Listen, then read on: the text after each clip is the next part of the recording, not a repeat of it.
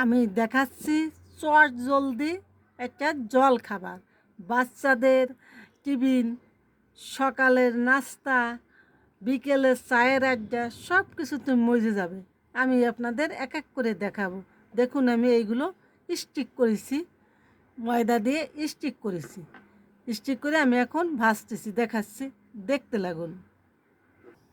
তেল দিয়ে দিচ্ছি, অনেক তেল দেওয়া যাবে না, সেকা তেলে ভাজতে হবে। আমি তেলটা গরম হোক, সবগুলো আমি তেলের পর দিয়ে দিচ্ছি। এখন এগুলো আমি ভেজে নিব। ডুবো তেলে ভাজার কোনো দরকার নেই, অল্প তেল দিয়েই ভাজা যাবে সুন্দর।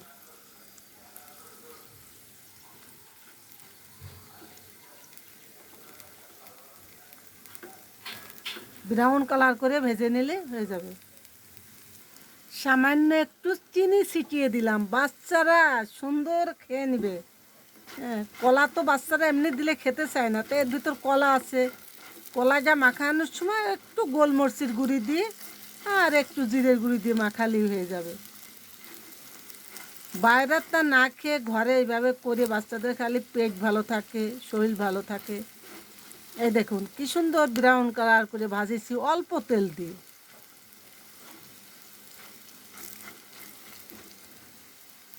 আমার স্টিক জল খাবারটা হয়ে গেছে। যদি আপনাদের পছন্দ হয় আমাকে লাইক কমেন্ট শেয়ার দেবেন। সবিতা কুকিং হাউস থেকে জানাচ্ছি অনেক অনেক ভালোবাসা। এই টমেটো সস দিয়ে বা রায়তা দিয়ে খেতে অনেক সুন্দর লাগে। সুন্দর মচমচে হয়েছে বন্ধুরা। রুটিটা এইভাবে বেলে নিতে হবে, রুটি যেভাবে বেলে সেইভাবে বেলে নিতে হবে। তারপরে এই দেখুন কলা, এর ভিতরে একটু চিনি, গোলমরিচ, একটু জিরের গুঁড়ি দিয়ে সব জায়গা মাখাইয়ে আপনি এইভাবে করে নেবেন।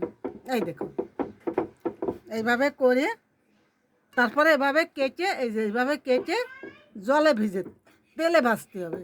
এই যে এইভাবে কেটে এইভাবে পেঁচাতে হবে। এই দেখুন এইভাবে পেঁচায়ে তেলে ভাজতে হবে, সুন্দর লাগবে। দেখালাম, ভালো লাগলে আমার সাথে থাকুন। আমি আরও একটা দেখাই দিচ্ছি। এই যে মোটাও করা যায়, চিকুনও করা যায়। এই যে আমি আরও একটা দেখাই দিলাম। এইভাবে তেলে ভাজতে হবে।